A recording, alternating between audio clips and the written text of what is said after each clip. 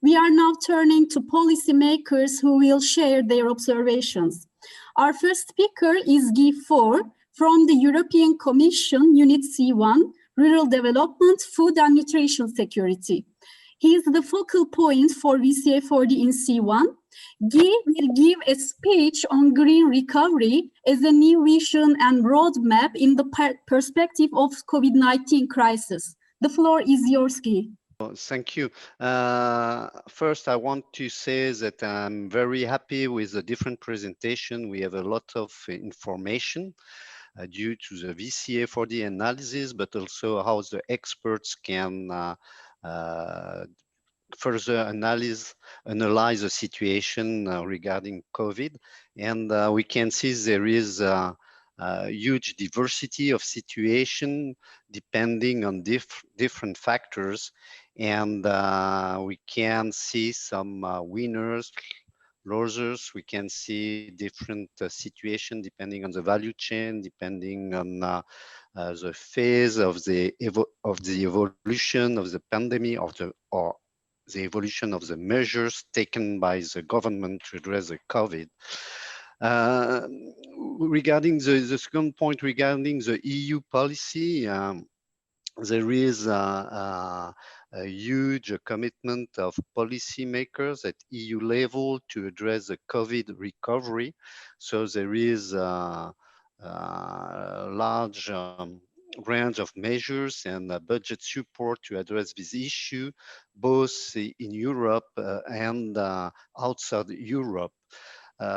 So mainly the outside Europe, the measures to address COVID are related to health issues, to support the health system in the different countries, but also to try to better adapt the measures taken by the government to address the COVID situation.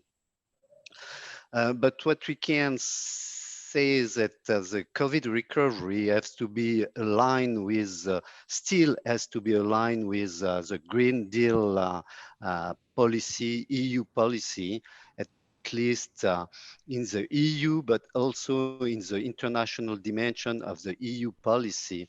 It means we really have to address the shocks due to the COVID, but the measures must be the future measures to address these shocks must be aligned with, still aligned with the Green Deal and with the Farm to Fork strategy. The Farm to Fork strategy tried to address more sustainable food production, both in EU, but also when EU is interacting with country partners, and especially in EU to reduce the excessive use of chemicals, to address the antimicrobial resistance, to address the animal health situation, but also to address the food processing sector and to promote more circular economy or more short value chain. And when we talk about value chains which are benefiting, or let's say which are less affected by COVID, we also talk about local value chain, short value chain. And the Farm to Fork strategy try to also address a more sustainable food consumption and affordable food for people. So for us, it's quite important to try to analyze a different value chain by having different point of view, with this economic point of view, with this environmental point of view, but also with this social point of view. So by doing that, we can have a good picture of the value chain and how we can strengthen the value chain, not only the economic results of the value chain, but also the environmental and social effects of the value chain. And such reflection regarding the value chain and this COVID situation is quite important now, because the EU is in the process to define its new programmation, the 21-27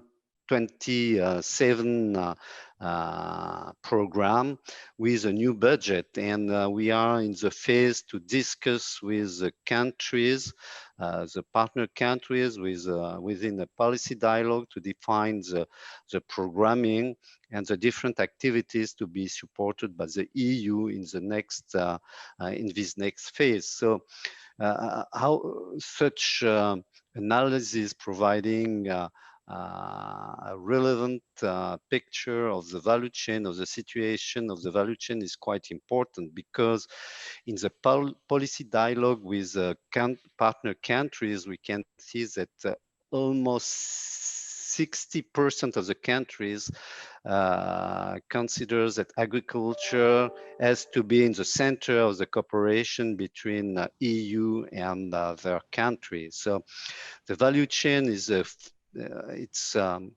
it's a really important concept to try to address the new programmation. However, we need to really shape or reshape the value chain to better address this food system transition, to take into account the problems of consumption, the problem of pollution, contamination, but also the problem of inclusivity, to be sure that smallholders have access to a fair market with attractive prices. So I think it's a good moment to make use of this different information to feed this policy dialogue and to try to support a new programming exercise which really support food system transition with a more sustainable and more sustainable food system. Thank you. Many thanks, Guy, for this impressive speech. I'm now giving the floor to the European delegation to the Republic of Angola. The speaker will be Catharina Bamps, who is team leader in cooperation section. Her speech will also focus on green recovery and on the programming activity for Angola. The floor is yours, Catharina. Okay, good afternoon. Thank you all for the invitation, and as already said, for the very interesting presentations. I prepared this speech together with my colleague Amaya Olivares, who's also online. So the final purpose of this exchange is to answer the core question of the webinar: is this crisis a new challenge or a new opportunity? That was the question. And the spoiler is, in the case of Angola, the public debt in percentage of the GDP was 65%, and it flipped now over 100%. So, okay. But let me start with some facts on Angola. Maybe that is interesting to understand. Its population is estimated at 32 million people, and it has a very young population. 66% is between 0 and 24 years old. If you now look at the numbers of the COVID cases, WHO, World Health Organization numbers, in mid-October, 6,500 confirmed cases for the country, of which 90% in the province of Luanda, and 219 deaths for the whole of the country. Obviously, there is a limited testing capacity. So what Angola did is they declared a state of emergency in March 2020. They approved the national contingency plan to control the epidemic. Furthermore, they extended this 3 times, and now it's in the situation of public calamity. Angola, it's not a secret, is a country which has already high levels of multidimensional poverty, inequality. It has a limited social protection system, a large share of the population in the informal economy, high employment, especially among young women, young youth and women. So the socio-economic impact of the COVID-19 pandemic has deteriorated the economic outlook. As Bernard already said, Angola's economy is heavily dependent on just one commodity, which is oil. But it was also said the need for structural changes. It is not all doom and gloom. In 2017, President João Lourenço came into power with a very strong package of political and economic reforms. And this included commitments under the so-called extended fund facility of the IMF. One of the speakers was talking about the macroeconomic instability of Angola, but I would like to point out that in September 2020, the IMF Executive Board completed this third review of this Angola's extended arrangement under this extended fund facility. This is important. We from the Commission, we follow what the IMF says. And they acknowledged that the authorities have adopted timely measures, but they also indeed pointed out that structural reforms are critical to diversify the economy.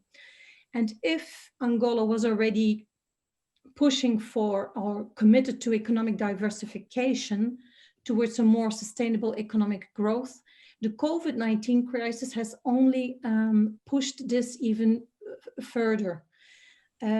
So what does it mean?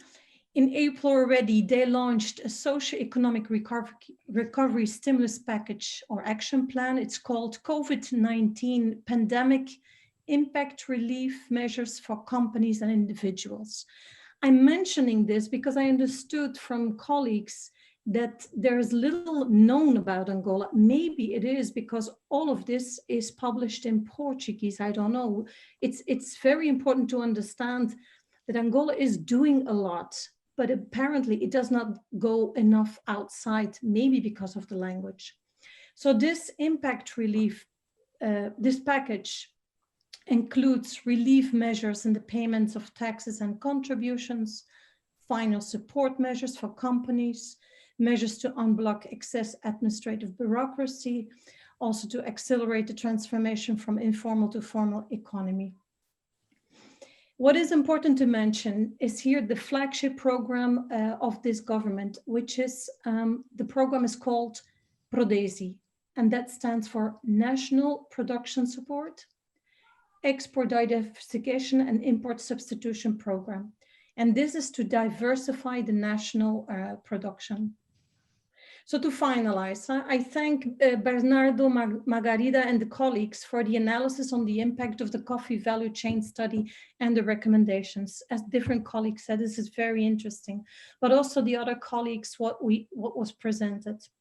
So what the EU delegation in Angola does, it has, for example, a program to support the private sector through value chain development, in this case, coffee, and also access to finance for micro and small and medium enterprises. The study on the value chain, we use it to orient in which areas we can work, and that has already been pointed out by Bernardo. For example, the issue on the setting of the price of the coffee. And what we do, or what is important, is public-private dialogue on this, how to enhance this methodology so that we get a price, so that the price for the small farmer is fair. So to summarize, challenge, opportunity, EU delegation, we support public-private dialogue to support the partnership with the government of Angola, but also their reforms. And this we do it together with international partners. Their reforms are to boost economic diversification, is to support sustainable, climate resilient, and inclusive agriculture and fisheries value chains. These are very expensive words, I know it, but this is for us to keep on going the partnership and to help to support the government. And this is to ensure food security and nutrition, very important for Angola. And as Guy, the colleague said, in our dialogue with the government, we also point out the importance of the promotion of the farm to fork strategy. We also point out the focus on youth and women, because they constitute major victims of social and economic consequences of the pandemic, while at the same time, they will have to bear the burden of the effects of climate change. The coffee value chain study also pointed this out. And furthermore, good governance, obviously, and social inclusion. And then in the different presentations from which we've seen today, this is about digital and financial inclusion. in Angola, there's an extreme low share of the population which is holder of a bank account. And I saw this in the different presentation also. This is essential. If we want to support, or if you want to support, they need to be included also. But what do you do if a farmer does not even have a smartphone? So this is it. With this, I would like to conclude the speech. You also mentioned green recovery, but I think this was covered by the colleague from DEVCO. Yes, thank you.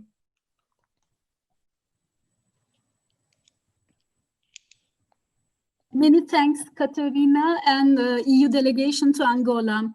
Let's continue with the EU delegation to Nigeria.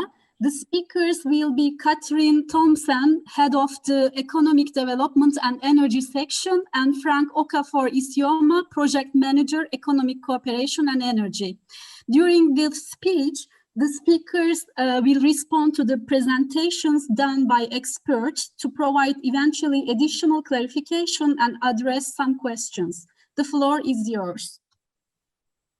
Okay, thank you very much and good afternoon to everyone. And thank you for the very interesting presentations and for the sum up at the last presentation was very interesting for us to see also going forward as we are now heading into the EU programming phase. So let me just first set out some of the measures taken by the government of Nigeria in the face of COVID to supplement to the presentations given earlier on. And then also add some information about what the EU has been doing in Nigeria to alleviate the effect of COVID on both in general in the Nigerian society, but also on value chains more specifically. So first of all, for the government response, what they first did was to restrict movements and close public and business places to reduce the spread of the disease, as most countries have done. But they have also introduced a number of notable responses to cushion the effect of COVID-19 on the economy, and Nigeria being dependent on their oil exports, and the oil prices really went down due to the lack of demand during the many lockdowns around the world. So what the government did was also they set up a high-level policy committee, the Economic Sustainability Committee, which has been developing measures to cushion the effects. They set up a number of wide measures, which included many areas of the economy. They set out some regulations, which as also the presentation put out, which had impacts on various value chains. So they stopped movement in Lagos, Ogun, and the federal capital territory. But there were exemptions for commercial entities and food processing, distribution and retail companies, and petroleum distribution and retail entities, and so on. But it did have an impact on the farmers' access to their lands. And that was an issue during the planting season in the spring. The Central Bank of Nigeria was also very active in introducing policy measures. So they created a 50 billion naira credit facility to support households and MSMEs, which were particularly hit by COVID-19. And they also reduced the interest rates on some intervention facilities. Now, let me move on to the European Union response in Nigeria. So our main response was to contribute 50 million euros to the UN basket fund managed by the UNDP, which has been used to provide support for for the response to the pandemic. And we also co-funded at regional level, regional pandemic prevention project for the ECOWAS zone. So that was in terms what was provided in terms of funding. Now let me turn quickly to value chains, where in Nigeria we haven't been working specifically on the maize value chain, but we have an ongoing project implemented by the GIZ on tomato, chilies, garment, lettuce value chains, where we took some quick action with the implementing team to assess the situation on the ground, and the first step was to help ensure the access to inputs for the farmers. So both access to funding, but also seeds, which was difficult. And then we have been supporting the partner states to develop appropriate policy responses to the economic impact to the value chains, and we have also helped some of the smallholder farmers and MSMEs to access some of the government funds which have been made available. So those are some of the actions we have taken at the EU delegation level. Let me just at the end here come back to the focus of the seminar on the Green Deal and the upcoming programming, because in the Nigeria delegation we have prepared a Team Europe initiative on the Green Economy Alliance, where we will be focusing particularly on these issues on supporting value chains in cooperation with EU member states. So that's it from my side. And at the end, I would like to ask two questions, if I may. So the first one would be, so with the low capacity of Nigeria to meet the local demand for maize and the downturn of the economy and the inability of the local population to afford maize as a stable food, what problems do you foresee for the country with regards to food insecurity, and what do you recommend to improve the situation? And my second question would be, well, it seems that a lot of countries are focusing on COVID prevention and treatment, with a lot of resources going that direction. Are you worried that these countries, they might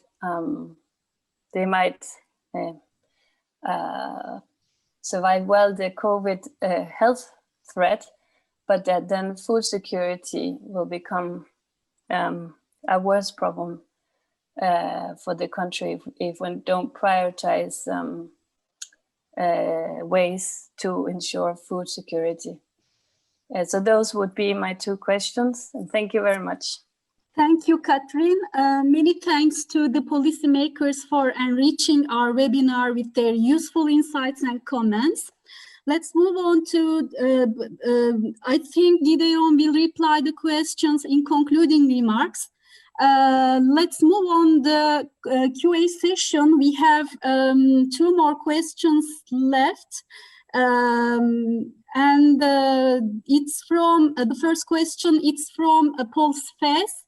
It concerns Ecuador, Zambia, and Ethiopia value chains. What could you say regarding workforce issues during peaks of harvest in the perspective of COVID-19 measures, such as transport restrictions and health protection measures? This is especially an important issue for coffee harvest in Central America. I leave the floor to Gian. Okay, so well, from my point of view, or let's say from what we know from Ecuador, I think it's a very context-specific issue, because, for example, we also heard about quite a strong migration backwards from the cities to rural areas. So actually, the casual laborers were replaced with family labor, and so the labor shortages were kind of mitigated in some areas.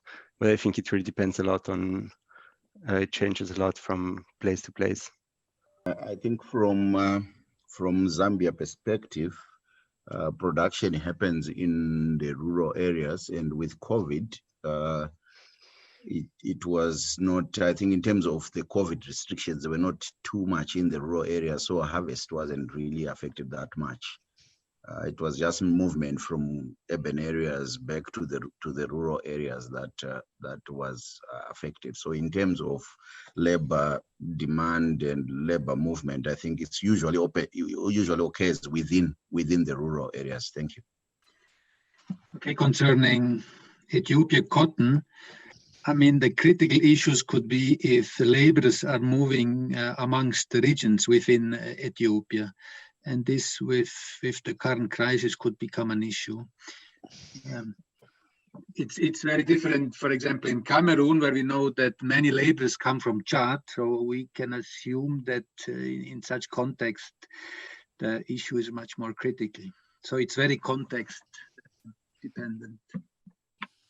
The second question is from Katrine Allen, and it concerns Togo and Ethiopia value chains. What could you say regarding the stability of organic fair trade, for instance, products adhering to international standards? They are COVID-19 vulnerable. They require good access to producers for technical support, input provision, and auditing.